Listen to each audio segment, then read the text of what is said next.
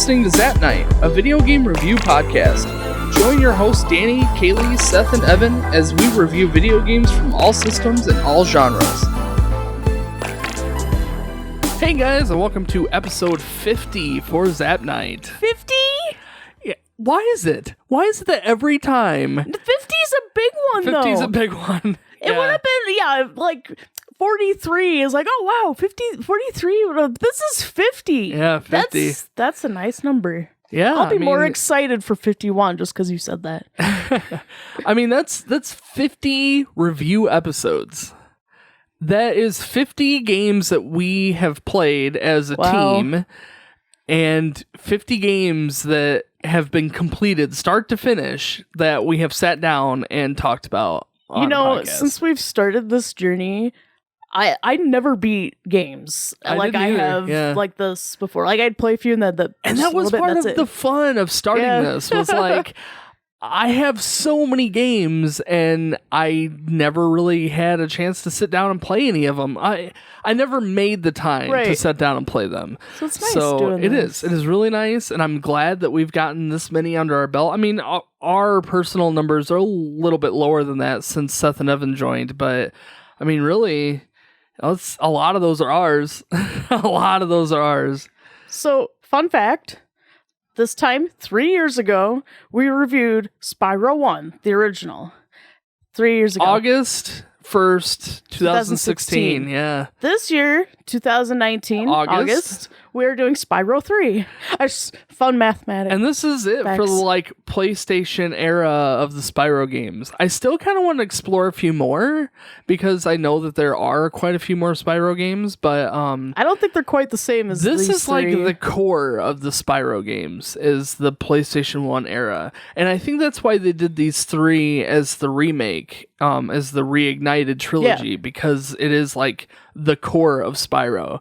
So, we have played Spyro 1 and 2. And now 3. Start to finish. Now we've done 3, and that's what we're talking about is Spyro 3. No, for you and me, we never played Spyro 3 the original. I don't know why we never did. I remember owning it. I never had it. I'm pretty sure we remember owned buying it. Spyro 2, but when Spyro 3 came out, I guess I just didn't know. And it's not really necessarily Spyro 3. It's Spyro Year of the Dragon. But it's technically it's Spyro Year of the Dragon. But yeah, Spyro 3. I don't know why we didn't play because it was so similar to the first two and they were so good. When we originally played as kids, I never beat the second one. I think I did beat the first one, but I didn't beat the second one. So I don't know, maybe it's just part of just growing up. I was busy when the third one came out, so I never really played it. I don't really know. So we did pick up, maybe we'll talk about it later too, but we did pick up the original, we put in the original Spyro 3 game, give it a good Year of old the Dragon, run through. just to see what it was like originally, and it was horrible. I was expecting a bigger progression between the first game and then the second game and the third game. From my memory, the second game was beautiful. Like the original second game, and the third game didn't hold up agree. to that. I don't know why. I don't know. Maybe I need to put in the second one too or something just to see. Well, we played all three of these games fairly recently, and I mean that's a lot of content. I mean, maybe we just got kind of used to it. I have to say, I will never probably pick up the originals again because the Reignited series is just beautiful. It's really beautiful. Is. And of course, it has some glitches and it's kind of quirky sometimes, but really, overall, it's a great game. Spyro is a great game and a great series, but the Ignited trilogy just takes it to the next level, and it's so good. They did so good. So let's talk about Spyro 3. Spyro Year of the Dragon, to be precise. It was developed by Insomniac Games, which made the first two also. And then it was words fail me. You're talking about Toys for Bob? No. Activision? No. No. Sony. It was Oh, my bad. published. It was I'm a published by little Sony. That's what I was ahead. looking for. So yeah, Insomniac Games originally made the first, or the Spyro 3 Year of the Dragon game. It was published by Sony, and it was released for the PlayStation 1 on October 24th, 2000. Hence, Year of the Dragon. So since then, and I think we've said this on at least the Spyro 2 review, that it was re-released with the Reignite Trilogy. Do you have the dates for that? 2018. Nice. November. Yeah. Yep. So last year for us. That's where we're at. Now, I actually 100% the first two games in the Ignited Trilogy. I only did the first one. I'm really close on the second one. I did the first two games 100%. I think the first game I've got like 120% or something like that. Yeah, you can. I got all the skill points and the trophies. Oh, did you? I went a full on. I didn't do the skill points, but I have done the trophies in the first two games. So now I need to do the third game, and there are some aspects of the third game that are a lot more challenging than the first two. I know. So we're going to talk about that. But you want to talk about the story first off? So for this one in the story, it's the Year of the Dragon, and I guess apparently this is the year where they have their eggs brought to them. But anyway, you start off where she's not a sorceress, but the apprentice of the sorceress comes and steals all of the dragon eggs because it's the Year of the Dragon. And she takes these eggs to her world where the magic is like dying off and they need the magic. And so the sorceress sends her apprentice to steal these eggs with their like rhinox or whatever. They're like, they're like rhinos, orcs, rhino dinosaurs. In any case, they spread the eggs throughout the lands and all that stuff, how they've done it in the past. They're trying to hide them or whatever. And the sorceress is taking these eggs because she wants these dragons to not only supposedly restore the magic to the world, but really she wants specifically their wings. Yeah, so what's her name? Bianca? Bianca, yes, is the apprentice. They never really said it in the game. Yes, they did. Did they? Yeah. Okay. Anyway, she's told this lie by the sorceress that... So she's restoring the magic. Yeah, that if they don't bring dragons into the world, that the magic would die. So she's bringing all these eggs over thinking that the dragons were going to help save magic in her land. Come to find out that the sorceress didn't care. It had nothing to do with magic. All she wanted was the dragon wings to be able to... make herself immortal with some spell or something. The reason why the magic is dying off too is because you don't find this out till later, but she actually banished the dragons from the world. Right, but I thought that the entirety of the magic leaving was just a whole ruse. The dragons used, that was the original place where the dragons were. Oh, she had pushed them out. Yeah. And now that the magic's going away, she needs magic because what you find out later is she wants to create enough magic to be immortal, basically. Yeah. And she really only needs their wings, apparently. I don't know what's so special about the wings. Well, in any case, Bianca finds that kind of upsetting and immoral, I guess. Yeah. And she changes and flips sides to be with Spyro to fight the sorceress and return all the instead of rescuing all of the dragons, you're now rescuing all of the baby dragons. Yeah, that's really what it is. Yeah, I mean that's about it. It had some story, just not a whole lot. There was this like love interest with Hunter and Bianca too. Oh, and Bianca was a rabbit, which kind of surprised me. Oh, really? Yeah. I knew she was a rabbit. Before she took her head off? Oh, maybe not. I don't know. She kind of had a rabbit face. Yeah, she did. I didn't know what she was. I knew she was some sort of animal. I thought she looked a lot like the girl in the first game. Laura, the second game. like... She's not a fawn, but she's something like that. Anyway, she's a rabbit. Wah wah. I don't know. There's like a whole bunch of animals in these series. Yeah, and they all like talk, except like you kill the sheep, and I don't know. But yeah, I mean, that's pretty much it. Like the love interest with Hunter and and then each one of the animals, you get friends along the way. So you get Sheila the kangaroo. Yep. Sergeant the penguin. I didn't know he was a penguin. I forget the Yeti's name. Yeah, I don't know his name. And either. then there's like Agent 9, I think, the monkey. Yeah. I didn't use him at all. I did. Did you really? Yeah. So, and they all had like a small backstory too, where they got captured or whatever. But it adds like extra play options, I guess. You're not just controlling Spyro. Right. True, you also get Sparks has levels of his own too. He does. I really liked this. Did you? The controls I liked the difference in the Spark levels. I thought that was fun. They were interesting. We'll talk about it. Anyway, story. What'd you give it? I gave it a 7. Oh, I gave it an 8. Oh, did you? I'm surprised. Yeah, I mean, it was good, but it was, I don't know. I feel like the first two were a little more involved, where this one was kind of more, we're going to this world and doing this, we're going to this world and I don't know. Also, I had a problem with all the individual worlds. Remember how in the first two games, every world that you went to had this like story? There was something going on. And you had to like do something to, help the people. When I walked into every world, there was something going on, but like it wasn't quite as it wasn't told very well. Like that message wasn't portrayed very well. Like how the worlds would be at war with like each other, or not the worlds, but like the levels within that world.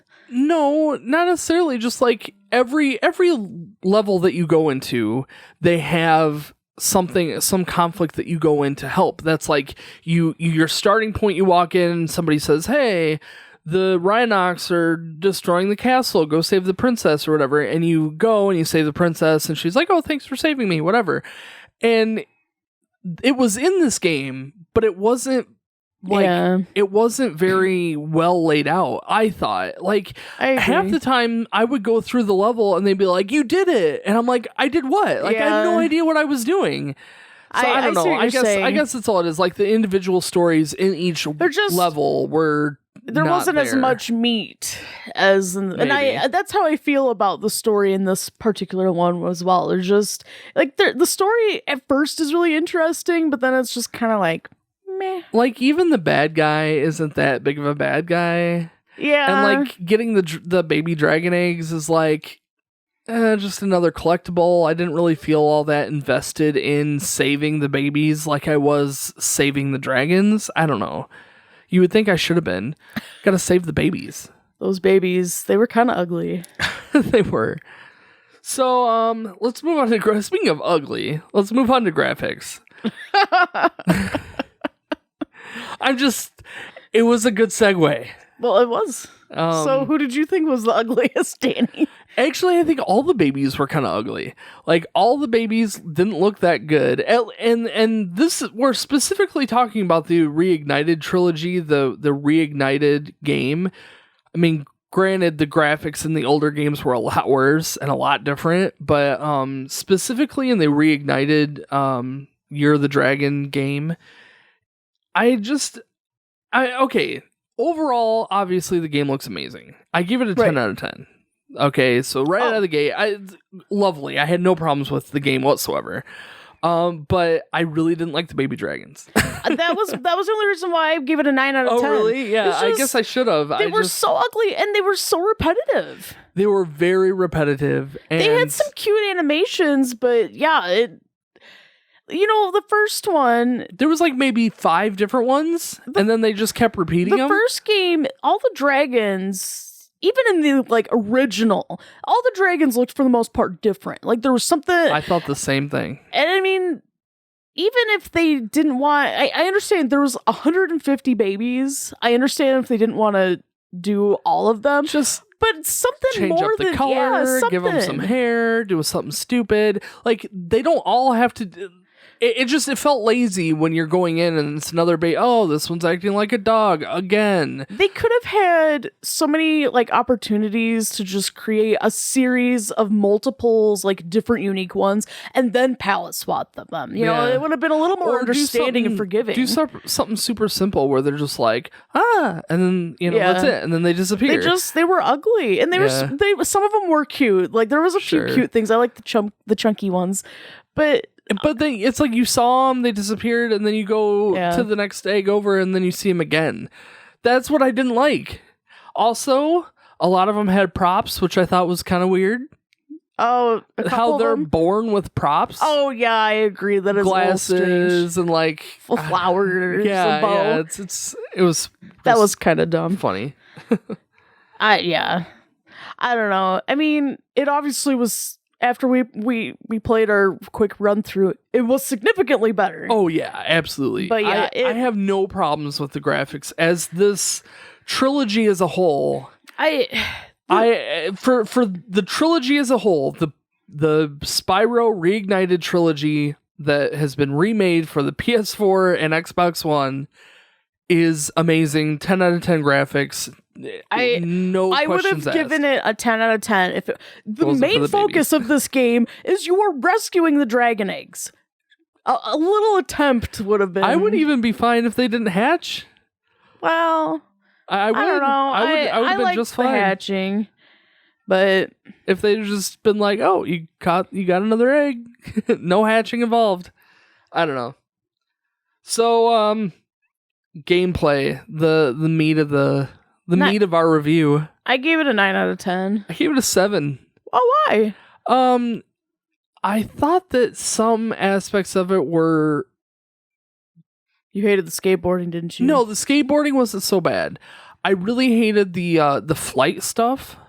I don't think I did the flight stuff. Oh, you didn't? No, I hated it in the first few. So they still have like the original like flight where the speedways. Yeah, they still have the speedways, but in this one they changed them to be where Sparks comes out and does this like and it's really annoying. Anyway, he comes out and he asks you if you want to do the time trial or if you want to race something. And each one you gotta do each one if you want to get an egg. So the time trial is very straightforward. You have 2 minutes, you gotta blow up everything. So once you do that, you're done with the time trial. The racing is super tedious and so stupid and difficult. Was it like... So there was a level where you have the ability to fly around the level with like all the magicians that could do magic and like lifting stuff out of the water. There's a plane that you chase. Was it kind of like that? Do you know what I'm talking about? No. You must not have done it. Maybe then. I didn't. Oh, well, no, I think I opened all the levels. Well, so I'm sure I would have done it. One of them, there's a spot where you can take the flying option and fly around the level and get the extra like gems and stuff. And at one point there is a plane that's flying around the whole level and you got to figure out how to take it down and stuff. So interesting. Apparently. But I mean, it's similar to that, but you're racing. I see. So like, well, I just was asking if it was like that setup, but it's more like, did you do the skateboarding one where you got to race the hated that. Did you ever do that? I did. Yeah, I did. Wow. I did do that one. And it's very similar to that, like that difficulty level, but it's with the flight and the things that you are racing. Sometimes it's butterflies, sometimes it's planes, sometimes it's other stuff. But the players that you're racing are so much faster than you. And the only trick that you can do is to use the speed up moves. Yeah. And the speed up moves are like hidden. And you got to take like wonky shortcuts. But if you miss a hula hoop, then you lose. And it's a mess. It's a really messed up sort of deal. I didn't like it at all. It was very difficult. Fair enough. So there's that. Sparks is kind of difficult. That was a little difficult. It's fun. I think with some practice, it'd be okay, but yeah. I like the difference in the gameplay. with doing the spark levels, but they're pretty tough. I did like the first two 100%, and I haven't done any more, but the first two were really tough. How did you feel about the different like characters you can control, like Sheila and the I Sergeant? didn't mind. I really loved the Sergeant Penguin. I did loved too. doing even his music. I love his music. His music was really good. Yeah. I didn't like the Yeti. He was really slow. He was slow. I know, it was horrible. Sheila was really slow. Sheila had a level. Maybe you didn't do it, but in one of the levels, you go into a portal and you got to do a Sheila level, and you have to escort these like bomb guys to a rock to explode so that you can get an I know egg. what you're talking about. Yeah, that one was frustrating. And, like, they walk in these like stupid patterns, and you gotta like stomp on the mushrooms so that she can go over the mushroom, or the bomb guy can go over the mushrooms, or you gotta blow up rocks so that the bomb guy can go through the path. Yeah, that was frustrating. It was a mess, and there's no telling which way those guys are gonna go. They just kind of do their thing. So all you can do is like, I did it, and I did it in one shot, and I'm like, I'm never doing that. I didn't do it in one shot. I'm sorry, I did it in one like sitting. Because I didn't want to have to do it again. I'm like, I'm doing it now, and I'm getting it out of the way. I revisited like 3 times afterwards. I'm like, if I only need, because you only need 100 out of the 150 eggs total. I'm like, I am not doing this. This is one of the 50 that isn't going to get done. That one was horrible. Yes. I think the only one that I didn't like, that one was the worst. But I didn't like the crates too much, but they were okay. But I didn't like them doing the platform, like the one-way scroller platformy one. You know what I'm talking about? Where you see her from the side. Sheila? Yeah. Huh. You didn't do that one? I don't know. I guess not. There's a lot to this game, I have to say. That's a nice thing. And that's what I liked. See, where they didn't have story, they made up for in a lot of these different aspects. Yeah, but like, story to me is so important, too. Yeah. I don't know. For me, the gameplay, I feel like they were trying to pack too much. And the stuff that they did put in was either ridiculously difficult or was just like weird and out of place. What did you think about like Sparks' different little like additions that he got to do? What do you mean? Well, you have your Sparks levels. I know that I'm aware that in the Reignited trilogy, they're a little different than they were. Because, like, in the first one, you had to unlock a Sparks level to have the gem detector. And apparently, can you do that in the first few as well? I don't recall. Oh, if you press the left analog stick down, he kind of goes in the direction of, like, gems that are still out there. But I think that's a thing for the Reignited trilogy. You can do that. I think you can unlock that in the way I was reading. Maybe. Fact-checked us. Yeah, no. I'm not saying necessarily. I'm just saying in the Reignited trilogy, that's just a thing across the board. Like in all the games, in all the 3 games, you can push in the analog stick. See. We just didn't know until this game, which would have saved me a lot of work. I did not do all of the different levels, so I wasn't sure if there were additional add-ons. I thought there were, but maybe I'm wrong then. So. Yeah, no. There was one when you beat one of those Spark levels, you get like a wider range for Sparks to collect gems. Oh, and that would have been nice. So stuff like that is what I was talking about. You might get more stuff along the way, but I didn't do them all, so I don't know. I don't know. What did you end up completing this game with, like percentage-wise? Oh my gosh, I don't think I checked. I think mine was like 65 or something. Oh, really? Like that. Yeah. I think mine was like at 80, like the upper 80s. Oh, really? Maybe mine was higher than that, though. I don't know. Obviously, I got 100 eggs, but I don't know. I felt like you had told me that you needed 100 eggs, and so I was really trying to collect them all that first, and then by the last level I barely even touched some of those worlds because I could just beat the boss. Right.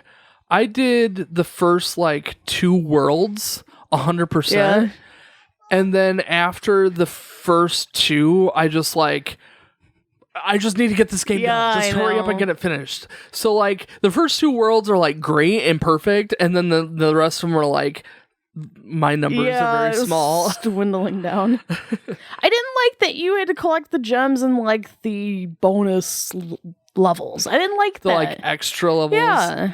Yeah, it was kind of silly. But I guess I understood they wanted to have you collect other stuff too. Let me just take this back. I didn't mind it so much in like the animal levels that you control someone else, but like the skateboarding ones was so frustrating. Yeah, because some of them you can only get with the skateboard, and they're really hard to get to. Yes. And I don't know. It was kind of hard to control the skateboard, like overall. Yeah. I can see where that was frustrating. I gave gameplay though a 9 out of 10. They gave a lot of options, and I didn't have a problem controlling Spyro. Like, it played even better as I remember it. It's very fluid, and I feel like that from my point of view, they tried to put too much in this last game, and some of it just wasn't quite as neat as the first two. Yeah. Yeah, I don't know. I would have preferred just more levels or bigger levels over these like I agree. Mini missions. Although I felt like some of these levels were long, insanely long, and some of them were so short. I can't say that there was any that were super long to me. The longest part of some of the levels was that you had to do all the extra and maybe stuff. that's how I'm feeling too.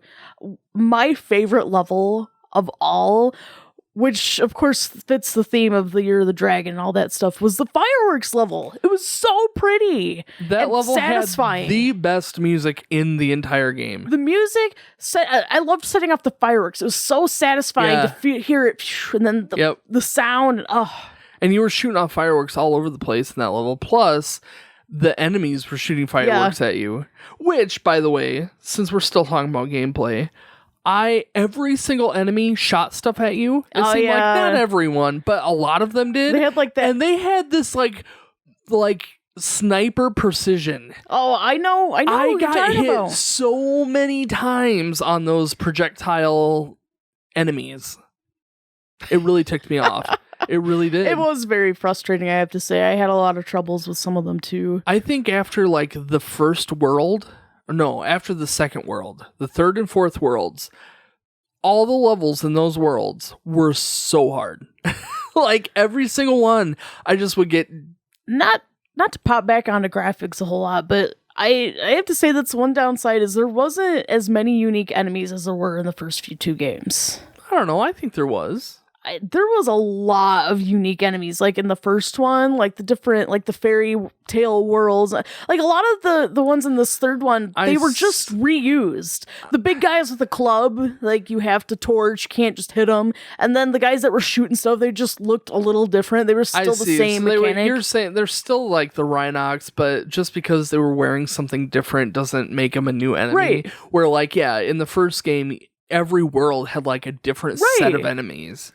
Yeah, I see what you mean. That's true. Yeah. So, I don't have much to say about music. It's the same how I felt about the first two. It was good. I give it a 9. I give it a 9 as well. I agree that it was really good. I mean, it was good. Like all the Spyro games have been good. But there was only like one that really stood out that while I was playing, I'm like, wow, this is a great song. This is like the best song in the game. But like other than that, there was maybe one or two that I'm like, oh yeah, I like this music, like the Sergeant. I loved his. Yeah. I loved that. It was. I don't know what it was. I don't even really like that kind of. That firework level was just that one was so fun. Good though. But otherwise, like everything else was pretty much the same as the other games. Like the sound effects were about the same. The dialogue, the voice acting was very, very much the same. It was good. Like it wasn't amazing, but it was good. The sorceress was kind of weird. Yeah, although I have to say, when she finally took off her hood, I liked her character a lot more. Oh, really? Yeah. Oh, you're talking about the apprentice. Oh, yes. The bunny girl. Sorry. No, I'm talking about the sorceress herself. Oh, man. There was something satisfying, which I realized it was an egg, but her staff, there's something satisfying about her staff. Yeah. What did you... Sorry, to go back to gameplay. What did you think about the bosses? You know, I didn't have a whole lot of troubles with some of them. I liked it a lot better than Ripto's Rage. I had to have Brandon's help on Ripto's Rage, where I did fine in this one. That's funny. Did you have any issues or complaints? The first two bosses I found a little more challenging than the rest of the games. But I felt like that they reused a lot from Ripto's Rage.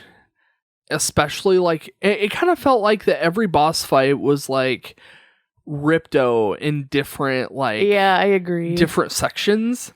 But the first two were kind of difficult, and it took me a couple tries to get them.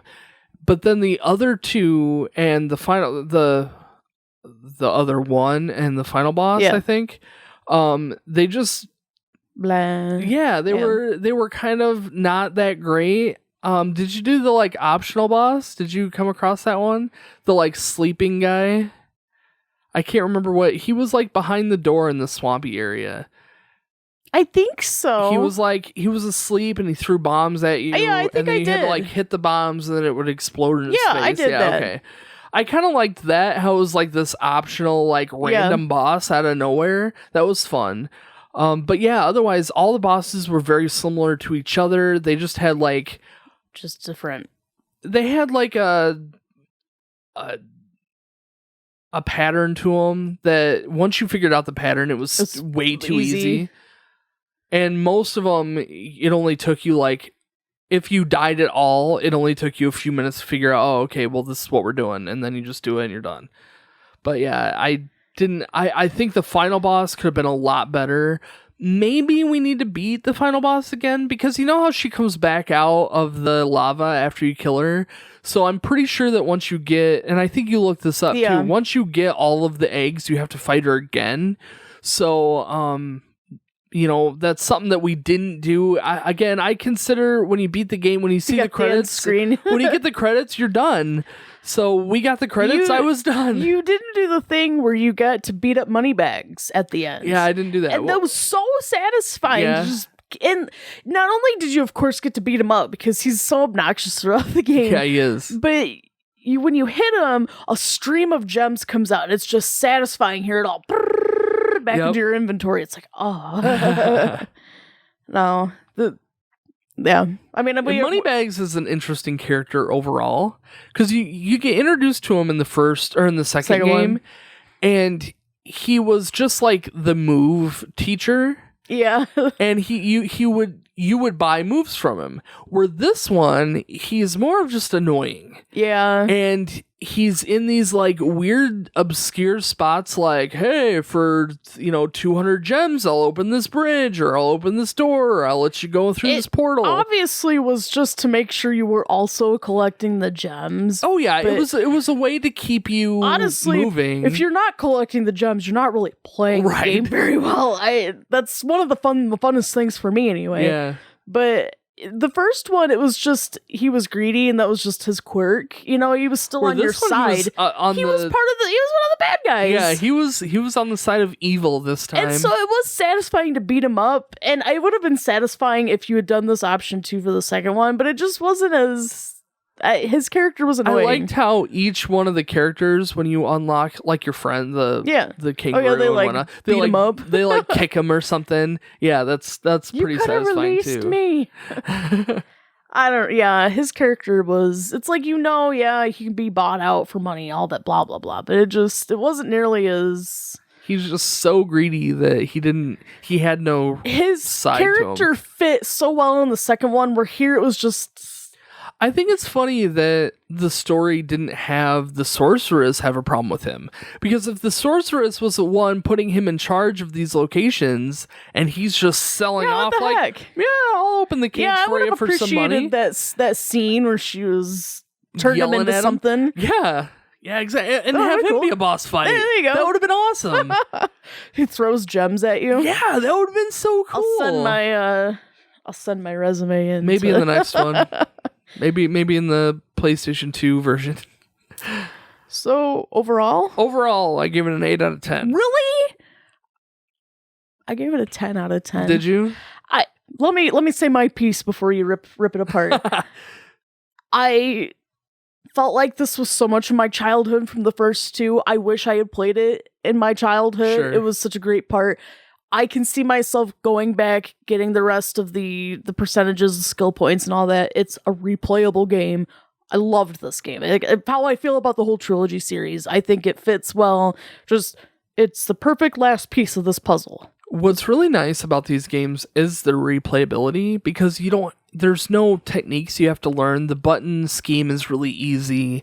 So like literally picking it up for 10, 20 minutes every now and then is so nice to just fire it up, play a level, find some more gems, and then just turn it off and do whatever you're doing. To be able to beat this game, I feel like for a kid is achievable. Like you don't need 150 eggs. You just need the 100. And that for some reason, I thought that I needed to collect all of the eggs in order to continue. I read your text wrong. It was what it was. But it wasn't that 100. Difficult. After I realized my mistake, then all of a sudden I had enough eggs. So it really was not that hard. If I can do it. No, I agree. It is a nice game for smaller kids even, that they can just kind of run around and do their thing without getting into too much trouble, you know? I guess I understand why you scored it low, and you can say your piece in a minute. It's not the best of the three, but I still wanted to give it a 10. If you were to score it out of 20, maybe it would be a little different, but I am willing to still score it a 10 out of 10. Sure. Yeah, all right. So from my point of view, yes, it was a really good game. But I think the first two just was better. Like a little more polished, a little more well thought out as far as like level design and like even gem placement, I feel like was a little bit better in the first two.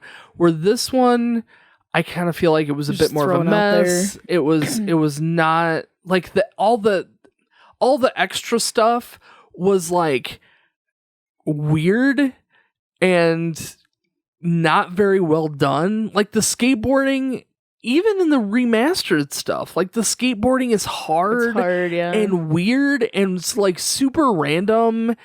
And like the flight stuff is like not very easy, which is fine. I don't mind stuff being hard, but like it's like to the point of frustrating. Like I think that they could have done something a little better to make the flight stuff not be so frustrating. Not necessary.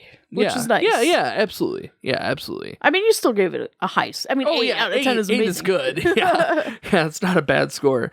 So fair enough. My total is 41 out of 50. And mine's 45 out of 50. So that's 86 out of 100, which is a B. It's a good game. That's good for the third one. I mean, let's be honest, sequels don't even do that well. So let's before we call it off here, let's talk about the 3 games as the Reignited Trilogy. I feel like if you had any reservations about buying this, you haven't yet, you should totally do it. If you love Spyro, there's no reason why you shouldn't pick this up. It's so good. Why haven't you played this yet? If you're listening to this and you haven't played the Reignited Trilogy, what are you waiting for? Are you waiting for the Switch version? You tend to cringe when you hear your favorite things are being remade. They did just so good on this whole series. I'm so glad because I got to play the third one. I don't know why I never did. I'm glad I got to play it. I like how they took every aspect of the original games and made it one for one the same game, like as close to it as they can get. Realistically, just with better graphics. This was just like a really long game. Yeah, it really was. And I kind of feel that way. Like, what's funny is every piece, each individual game has their own trophies. They have their own percentage. They have their own story. They have, we did it the right way in, doing the reviews for each game separately. But really, like you said, as a whole, it is one game. Like they play off of each other really well. I mean, you meet Hunter and then he kind of sticks with you. Even like, I can't remember her name from the first one. Is her name Alora? Yeah, I think so. You see her in the ending of this a game little too. bit, yeah. Just like these little things that are The professor. the professor's in it. He's the professor, the monkey guy. Oh yeah. But you didn't do the levels. So I know what you're talking about though. No, you do see him a tiny bit though. Yeah, you do at the end. But yeah, in the monkeys, I didn't know he was. The monkeys level. The monkeys level. You go in there, and the professor walks you around the level and helps you. I think there's like Rhinox in the lab, and you gotta like blow him up with your laser. That's kind of cool. Maybe I should go back and play it. It's hard. Oh, really? It's very hard. Jeez. It's difficulty level. It's like a third-person shooter game is what it turns into. So it's just like completely different from any of the rest of the game. Again, adding to that weird gameplay thing, and it wasn't even that well done. Oh, so I mean, again, that's kind of where some of my lower scores are. But anyway, overall, this game is so good. My kids will play this game. Yeah, there's no doubt. Absolutely. I will force them to play. It's easily the definitive version of Spyro. They did. Of the original Spyro games. They did this justice. They really did. Yeah, absolutely. And they've got merchandise for it, and that's readily available. And it's nice to see. Love Spyro. It's nice to see the rest of the gaming community embrace Spyro as much as I've loved Spyro. So it's nice to see that love is shared amongst the rest of us gamers. Growing up, just stuff in general, like there wasn't much. I mean, there was merchandise out there for games, but not readily available like it is now. That's so nice to Target, to man. Yeah. You can't go into Target without opening your wallet and just dumping it out on the table. Take it all. That's seriously. I walk into that place and I'm like, I already know that I'm. You can feel the whole burning. Yes, my credit card melting. Yeah, totally. Well, so this deserved to be. If I had to give this series a grade letter, I'd give it all an A. Yeah, me too. I think as a whole, it does deserve an A. Play it. Yeah, absolutely. I can't say that they could have done a whole lot better with the reignited trilogy. Well, right. Like taking from the original source material and moving it over, beautifully done.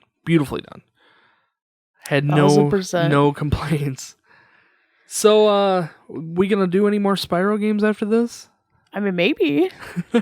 They have some pretty interesting ones on the PS2 that I think would be worth picking up. They have a couple on the Wii that I would like to check out too. So Skylanders. I don't know. I mean, I have some Skylander stuff. I find everything at garage sales. At one point, I picked up a whole lunchbox full of Skylander stuff. Oh, really? And I'm like, well maybe. Why not? I mean, I might someday be like, we're playing Skylanders now. It's old now. Yeah. Nobody plays that stuff anymore. It's funny. So, next up, I'm trying to remember. Seth and Evan is currently playing Lego Star Wars: The Complete. Lego, is that the first Lego game on ours? Yes. I have played Lego Indiana Jones for a thrift shop game. But yeah. Lego games we should do our own Lego game here soon. You don't like the Lego series, do you? I don't. No. I think they're cute. They are really cute, but I feel like it's kind of like the chibi thing. No, I don't have a problem with the graphics. I think it's more the gameplay style where I'm not that into it. Like, because I've played Indiana Jones and I've played the Harry Potter one too, and I just wasn't that into it. I'll just play it with Lori then. Yeah, you can. So yeah, Lego Star Wars, the Complete Edition, that's going to be reviewed on the 15th. And then we are currently in the middle of Final Fantasy VI. We haven't played a whole lot of it as of this recording. You've played a little bit more than I have. By like 20 minutes, maybe. Maybe. I did spend quite a bit of time leveling up too, so I don't know if it's going to make any difference in the overall game. I haven't played enough of it yet. I guess our gameplay is usually one of us does really good and one of us does really bad. I'm really curious to see how that goes. You're hoping it's you that do good? I do like that all the characters are set. There is no like, well, this character is moldable and it can be whatever. You don't like the job system. I don't feel like that I'm going to be making bad decisions. I feel like as long as I stay leveled up, I'll be all right. But we'll see. We'll see how it goes. So that's the next couple review episodes that are coming out. Check out our new podcast episodes if you haven't already. They are not just review, but now we have a episode on the 7th called Zap Chats, where we sit around and we talk about all sorts of stuff. And we chat about zaps. I'm planning on bringing on some people to interview, some other gamers. I would really like to sit down and talk with more people just about gaming in general. But then also we are doing Unnew, and that comes out on the 21st of every month, and that is thrift shop games. So basically any game that we've picked up, and we might do more than one per episode, it just kind of depends.